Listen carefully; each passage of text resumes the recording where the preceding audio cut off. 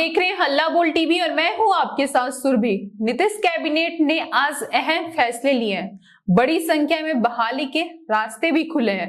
क्या कुछ फैसला लिया है नीतीश कुमार ने आज की कैबिनेट की बैठक में, इसके बारे में विस्तार से बताएंगे हल्ला बोल टीवी के संपादक दीपक शर्मा। देखिए, मुख्यमंत्री नीतीश कुमार की अध्यक्षता में आज कैबिनेट की बैठक हुई और इसमें सरकार ने उच्च शिक्षा, सामान्य प्रशासन और सिविल विमानन जैसे कई अहम विभागों में 361 नए पदों के सृजन की स्वीकृति दी है और इससे बहालियों का रास्ता खुलेगा। नीतीश कैबिनेट की जो आज बैठक हुई है, इसमें कई अहम निर्णय, कई अहम फैसले लिए गए। सरकार ने कई विभागों में सुचारू संचालन के लिए 300 से अधिक नए पदों के सृजन को मंजूरी दी है। साथ ही साथ बक्सर जिले के लिए महत्वपूर्ण सांस्कृतिक और शैक्षणिक परियोजनाओं पर मुहर लग गई है और राज्य सरकार ने जिन 3 विभागों में 361 नए पदों के सृजन का फैसला लिया है, उनके नाम हम आपको बताते हैं। इनमें बहालियां भी आएंगी। नवगठित जो है, नया जो बना है बिहार में उच्च शिक्षा विभाग, इसमें और उच्च शिक्षा विभाग के साथ साथ उच्च शिक्षा विभाग में सचिवालय स्तर पर 161 पदों के सृजन की स्वीकृति दी गई है। और नवगठित जो सिविल विमानन विभाग है, इसमें भी 99 पदों के सृजन और पूर्व से सृजित 176 पदों के समायोजन को मंजूरी मिली है।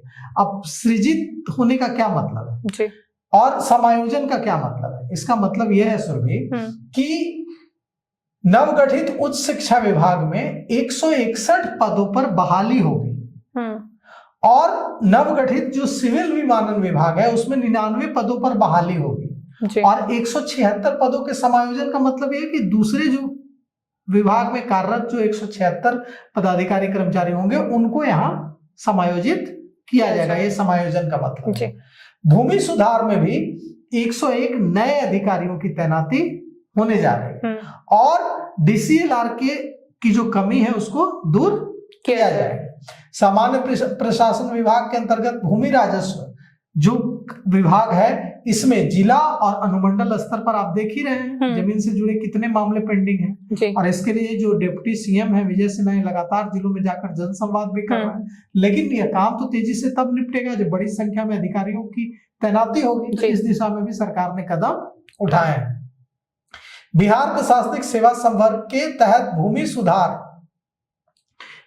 भूमि राजस्व विभाग में भूमि सुधार उप समाहर्ता डीसीएलआर के 101 नए पदों का स्थायी रूप से सृजन किया गया है। मतलब भूमि राजस्व विभाग में भूमि सुधार उप समाहर्ता के 101 नए पदों पर बहाली होगी और ये पे मैट्रिक्स लेवल 9 के ये पद भूमि विवादों के त्वरित निष्पादन में इससे मदद मिलेगी। मतलब निपटारा आसानी से भूमि विवादों का हो पाएगा। तो 101 नए पदों पर अस्थायी रूप से सृजन का फैसला सरकार ने लिया है।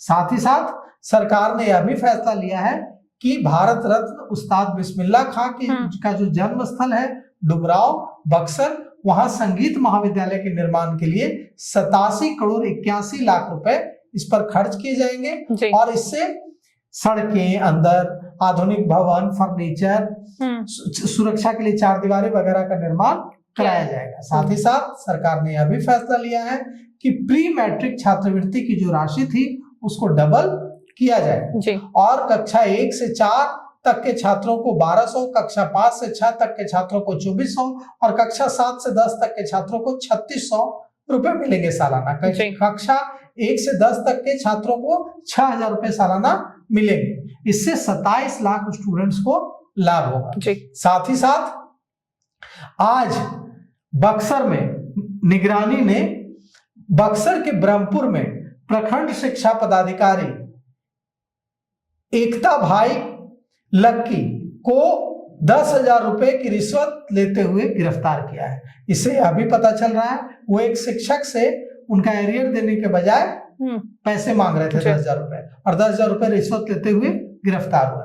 तो ये इस तरह के जो फैसले, इस तरह की जो चीजें हो रही हैं, इससे यह भी होगा कि जो घूसखोरी, रिश्वतखोरी बढ़ने की शिकायतें लोग कर रहे हैं वो भी कम हो।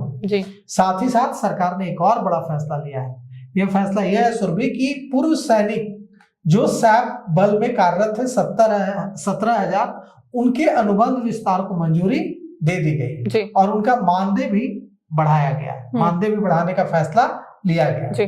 तो जो 17,000 सैप बलों में जो रिटायर्ड हमारे आर्मी के जवान जो कार्यरत थे उनका सेवा विस्तार किया गया है, अनुबंध का विस्तार किया गया है और उनका मानदेय भी बढ़ाया गया है। तो ये इससे भी बड़ी सहूलियत आएगी, क्योंकि अगर ये नहीं, इनका सेवा विस्तार नहीं होता तो इससे पुलिस पर और ज्यादा दबाव बढ़ता।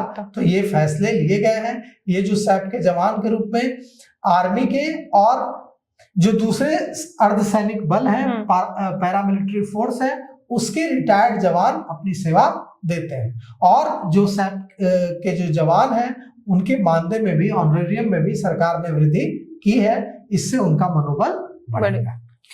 आज कैबिनेट की बैठक में नीतीश सरकार ने तमाम अहम फैसले लिए, जिससे बिहार का विकास के साथ साथ बिहार के लोगों का भी विकास तय है।